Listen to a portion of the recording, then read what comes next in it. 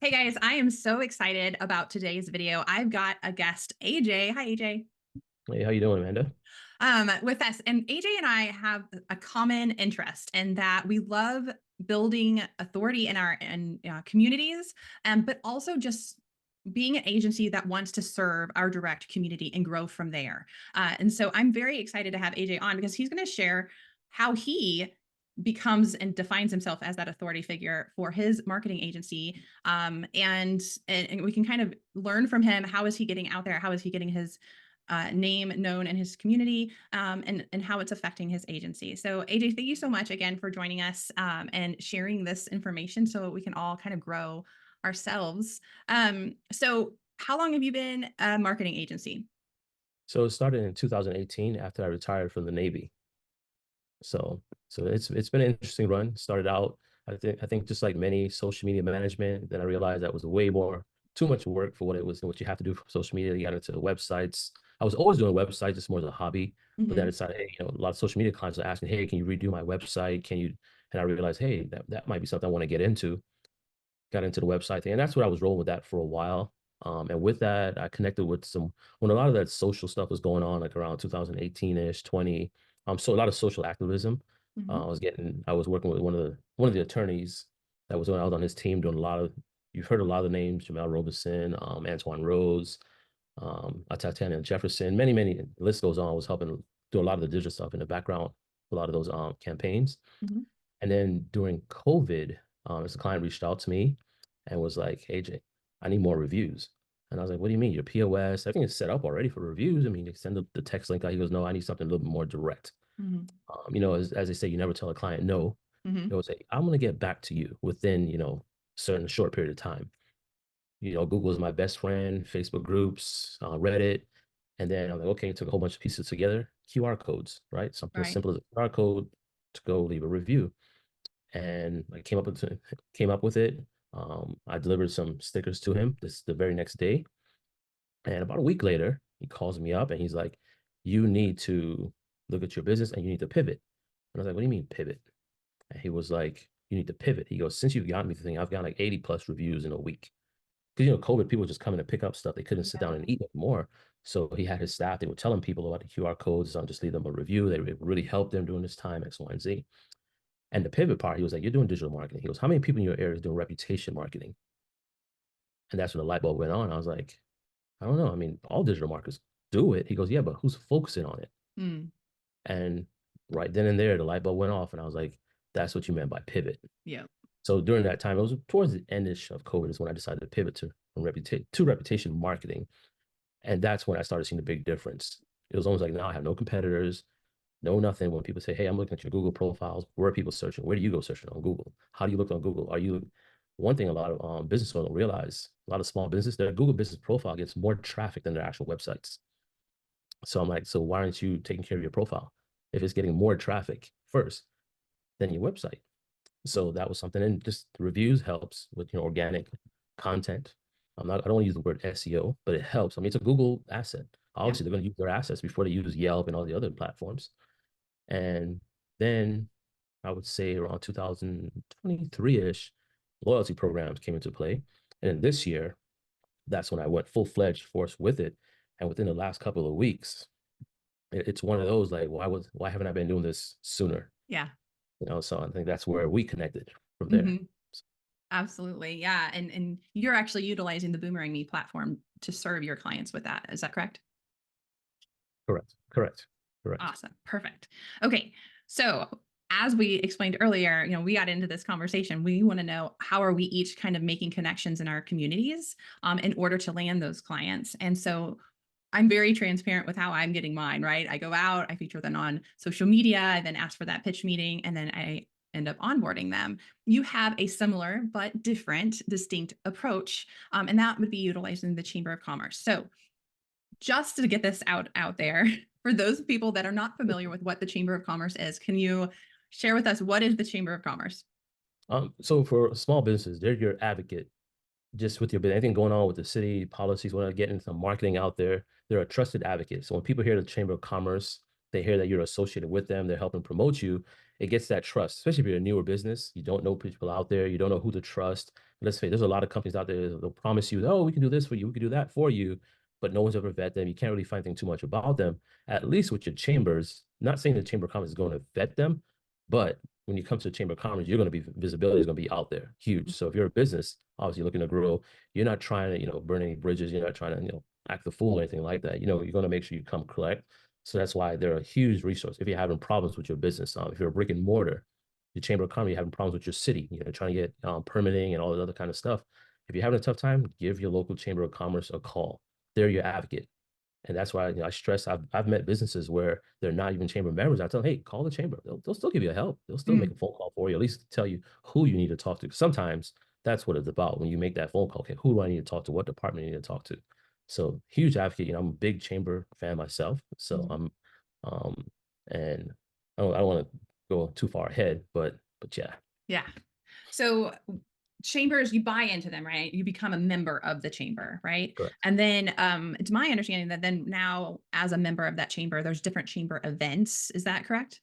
Correct. Yeah. All different chambers, they'll have like lunch meetings, lunch mob, they'll have breakfasts, they'll have networking events in the evening, different times throughout the day. They put on different types of like not as job fairs, but like, events like that, community events for seniors. I mean, our chamber this Thursday doing a women in business event, primarily for women, but anyone's invited to go to. So, to highlight, women business owners and what they're doing, what are some of their struggles, what are some of their wins and whatnot. That's on this Thursday. Like I said, they've done stuff for different industries. We started something where, for the market industry, they have events for them. They have events for healthcare industry. They have events for this. So there's always something going on to try to help promote you. And then within the chamber, a lot of your chambers, they have a really good, solid mailing list. In the marketing world, talk about leads. You want to make sure you get a good, to the decision makers. Their email list is to decision makers. And a lot of times they offer packages very, very, competitive pricing if you want to send out like email blasts, or even you just want to do ads on their website and stuff like that. I always tell people, if you don't have a huge budget, you want to get a resource where you can get some traffic, look at your local chamber of commerce, because people will go there and they'll see that and they'll be like, wow, okay, if they're on there, because the chamber is not just going to let any member do it either. But even they will still vet the members too to make sure, okay, this is a good fit, because again, they have a reputation they need to maintain also. Right. But yeah, but most memberships, as in anything, if you don't put anything into it now, if you just say, hey, I'm just going to join and business is going to come to me, might not work that way. might not work out for you. So we listed off all these fun events that the chamber puts on. Who actually is allowed to show up at those events, and who's there? Like, what could we expect in that regard? Okay, so like for instance, for our event, and I've been to other chamber events too, for other local cities that attended their events. Usually, your members, they'll have a fee they got to pay. If your non-members are also invited, they pay a little bit higher costs because they're not a member. So for us, anyone's event, anyone can come attend any events. Just if you're not a member, you got to pay a little bit more. Usually it's like maybe $10 more. I've seen some where it's just $5 more just to come to them. So definitely it's not something. We get a lot of city officials that will come out to these events too. We'll get city officials. Like I said, and a lot of times it's decision makers. And that's why I tell people all the time, when you have decision makers and you can network now, so you have to pick up the phone and try to wonder, okay, let's say you provide service to a hospital. We've had members here where we have a big, memorial healthcare system here in South Florida. And one of the presidents, he comes to all the meetings and he will talk to you and he will get you a meeting, period. Once he knows that you want a meeting and you meet him, he will tell you, okay, contact my office. This is my email. Make sure you put that you're a chamber member. So that way, I guess his gatekeeper will let his gatekeeper know, hey, this one needs to be pushed to him and he'll get you a meeting. Simple as that. Wow. So that chamber membership kind of gives you that clout, Yes. essentially, right? That's very cool. It's all about networking. And that sounds like exactly what the chamber is. It's all about networking with the right people, not just networking with employees of a business, but like you were saying, the decision makers of that business. Would that be accurate? Yes, correct. Especially when you're B2B. You want to talk to another owner. Yeah. So how can members, you kind of leaned into this a little bit, but if we join our local chamber, how can we get the most out of that membership? Involvement. A lot of your chambers, they have committees. They're always looking for help. The reason why they're always looking for help, because a lot of chambers are nonprofits. And with that being said, when you're helping, no one's getting paid, really. The only person in most chambers that get paid is the actual chamber staff, their staff, the actual president, and which most staffs are pretty small. Like my chamber, we're 800 and something members, and we actually have three staff members. That's it.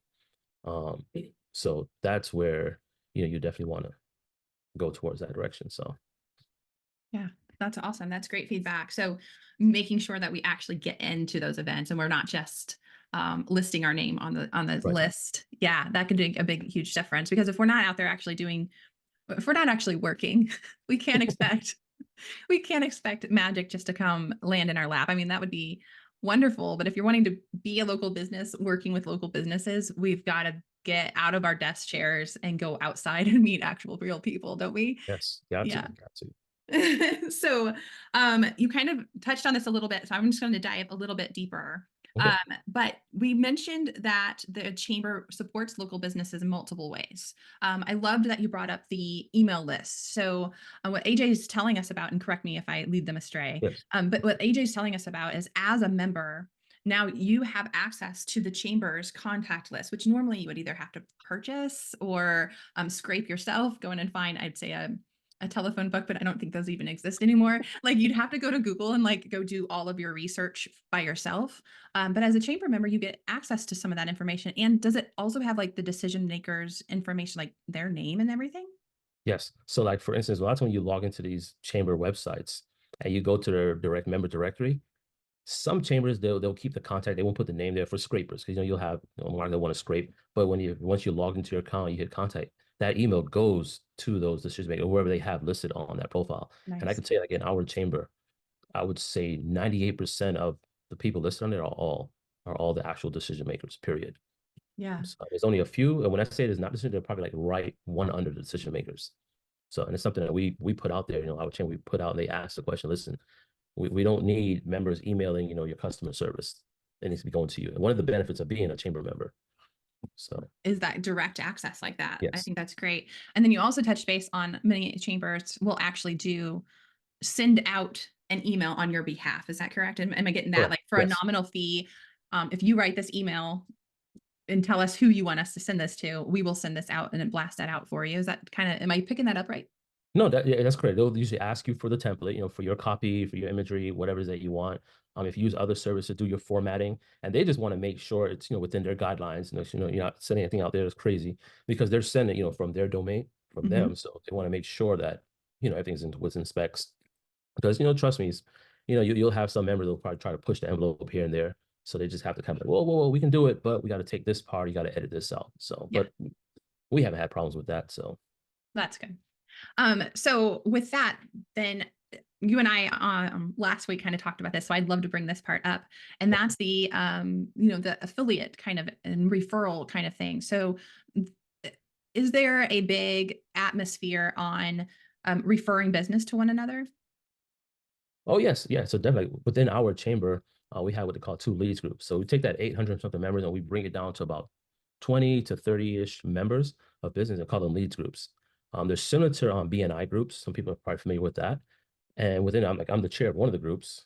Um, and again, it's referrals. Today we had our meeting this morning. Every week we report amongst members who's doing referrals, who's doing this, who's doing that. Every quarter, we between about the 25 on average. You're always gonna have people coming and going. Mhm. We average between 100 to 140,000 between all of us, just in the group, just referring business towards each other. Somebody referring business to me, I refer business. I gave you a referral. They gave me a referral. We report is it closed business or not closed business. So that's one of the cool things that I liked about it. It definitely helped you really get yourself out there. In hours we did get up there. You do like a little pitch. You do your pitch every week, so you get to perfect your elevator pitch. I can't tell you how many members we've had when they just join. They get up in front of everybody and I do that. And then, after a few weeks, I mean, it just flows, right? You see that transformation. So, like I said, there's tons of benefits to it with the leads group. So, and one last thing I just wanted to kind of throw in there with the chambers also. A lot of times, your website, when you look at your domain strength for your website, this is SEO stuff. Our domain authority a lot of times is really not going to be that high, but your chamber websites are usually a bit higher domain authority. So it definitely helps with you when people are searching and they see you search, you might come up, but you will come up under your chamber, which is totally fine. So Yeah, because there's links to your website from there, right? correct. Yeah. And then I know here in the Kansas City area, if you're a chamber member listing that on, are you allowed to list that on your website? I think I've seen that before. Yes, Yeah. definitely. The logo, some people in the email signatures, everything. Validate your business, right? As an actual established business. Yeah. Yeah. It's just solidifies that authority that we want to establish in our communities. Okay. So say we're sold. We know we want to join some kind of a community group. Um, Specifically because this is where your strength is for chamber of commerces. What should we look for when we're looking for a chamber, or are they all exactly the same? Oh, they're definitely all the same. I mean, I hate to say that. I would wish they were all the same, but they're definitely not. Look at their socials. Go look at their social media, see how active they are. Um, see what their biggest event is. Usually, every chamber is either going to be a breakfast or lunch is their main event of the month. For our chamber, it's a breakfast. We usually have about 180 different people show up, businesses show up to the breakfast. It's sold out for the last 8, 9 months. It's sold out every single time. We've had to expand the place where we're at just because we have more and more members that want to come to the breakfasts. But you go to the breakfast and talk to the members, Mhm. talk to other members there. Like I said, they're not going to tell you, oh, you're not a member, you can't come. They might charge you a little bit more, but at least you get to go firsthand and experience. Talk to the members, find out from the chamber, talk to them and say, hey, how's the staff here? How's this chamber? Do they really promote? How are they doing events and whatnot? Are they only trying to send us emails and say, hey, what can we contribute more money to? Mm. That's something else. I've seen other chambers, other members have actually showed me on their phones when I see new members and like, hey, look at this.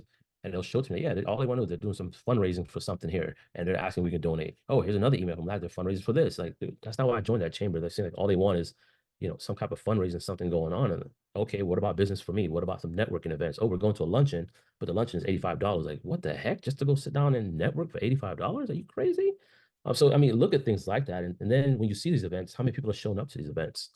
So like I say, you got to do your due diligence. Don't just blindly just say, hey, I'm gonna go join a chamber now and be involved. Okay, you might be involved and you realize that, whoa, you're involved, but you're not involved at the same time.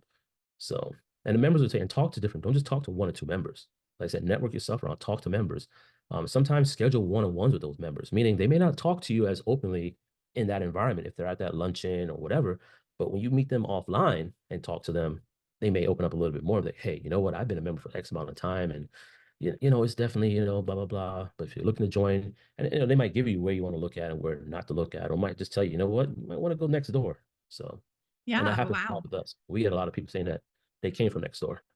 That's great tips there. I mean, I don't know that everybody would know to shop around and not just pick No. your city. And then that leads me to my next question, which is, can you only be a chamber member of your city where you're currently living, or can you branch out? So, for example, I live in a very small town. We have a population of 10,000 people. I, of course, am going to join my current one, but can I also join a chamber in a neighboring larger community? Yes. I mean, you can join any chamber you want to join. Chambers, no chamber is going to tell you, hey, you can't be a member. Mm. For the simple fact, what are your services? Can you, like, for instance, can you serve, a restaurant here in, Fort Lauderdale? I'm pretty sure you can, but then, can you do the videos that you do? Can you, it's not your target, but can you? You can, right? So we're not going to tell you, oh no, Anna can't join. Like, hey, great. If she wants to join, let her join. Just we don't know how much we can do for her now here since this is not her target market. And we do have members that are in other states. So some of the attorneys that can practice in Florida and South Florida. There's one, he's in New York. He does some type of cybersecurity stuff, and he joined this after he looked at different chambers in the South Florida region. He saw this chamber and he came here, whatever. He usually comes out once a year. We'll see him show up, and he joined the chamber. And we have someone else in California, a couple other people in other states that have Yeah. joined the chamber, and they are actually active. So You're using the resources. correct. Yeah, and that really is the key. Like, we've gotta, again, get off of our desk chairs and go out and actually meet people, and that has definitely been the key for my growth as well. Like, um, none of my current customers are people that I signed up online without making face-to-face contact Right. with. And that's the type of business I wanna do, and that's the type of clientele I'm definitely attracting. It sounds like you're having a similar experience with that. Yeah, definitely. Like I said, the chamber thing is helpful. With the chambers, when you're talking to a new member, even if it might be your ideal client, you're looking for restaurants, yeah, oh my God. But as soon as I tell people, hey, I just want to do a one-on-one with you. I want to learn more about your business. You can learn Mhm. more about me.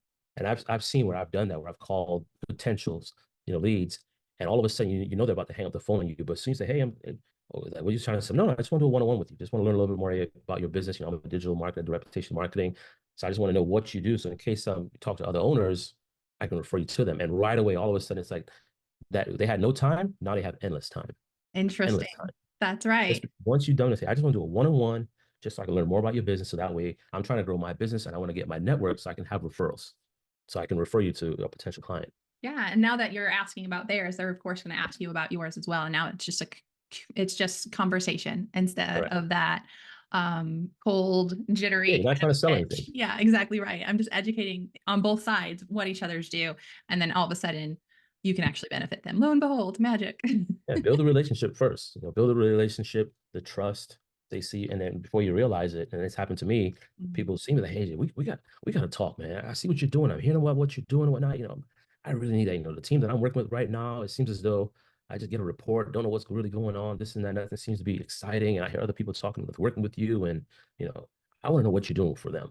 Oh yeah, That's no problem. awesome. We can set up another one-on-one, and that Mhm. another one-on-one usually turns out to be closed business. Yes, absolutely. Well, AJ, thank you so much for meeting with me and sharing this knowledge with everybody. I know that after speaking with you, I'm definitely motivated to actually take that step to go ahead and sign up for our chamber. And if I remember right, the chamber costs all can be a Yeah, wide they range vary. of things, right? I think my local chamber, I looked into them after we last spoke, and I think it's $100 a year. Um, Oh, like that's not even a question. That's happening. And then, but it could range and be monthly or a larger fee. Is that correct?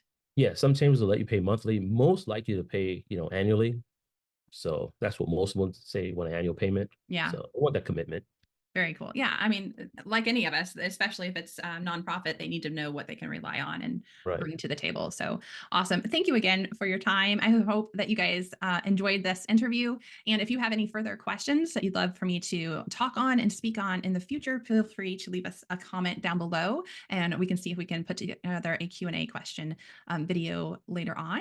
But until then, thank you. All right. And Amanda, thanks for having me. So thanks a lot, everyone.